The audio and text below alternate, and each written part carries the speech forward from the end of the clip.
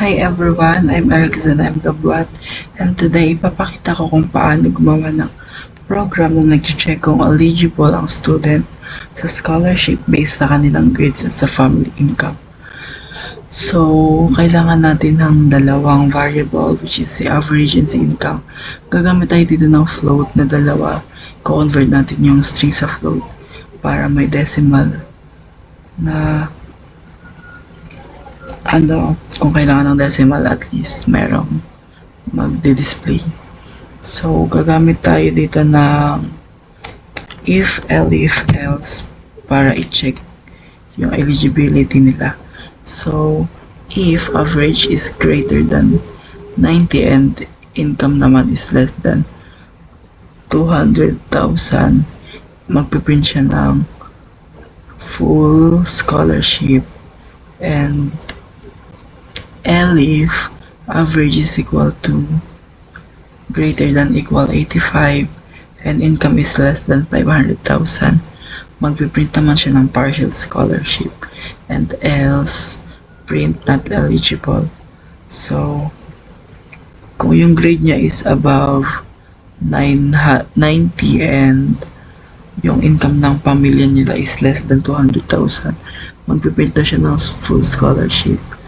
Pag 85 above naman and 500 but less than 500, magpiprint siya ng partial.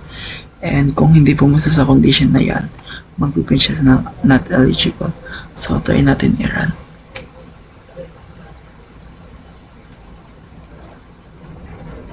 Ayan, ang papalabasin muna natin is yung full scholarship. So, try natin 9. Ay, mali. Try natin 95 and 150.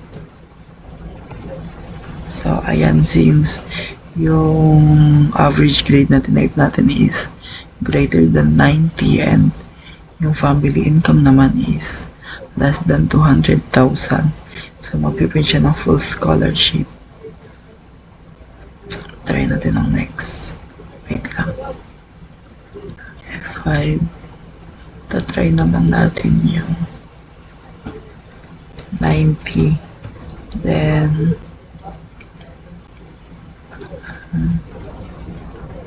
300,000.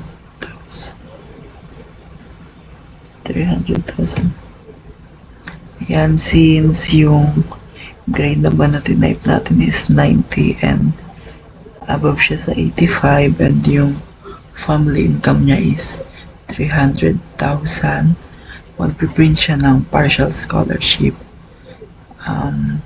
Tatry natin kung hindi siya pasado sa lahat. So, tatry natin yung 84.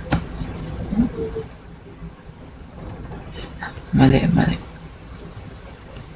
Tatry natin i-run.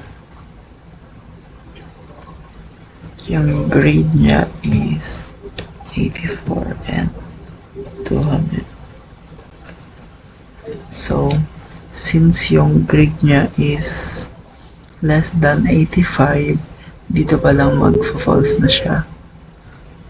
And kahit mag less than 500 yan, kung yung grade niya is not greater than equal sa 84,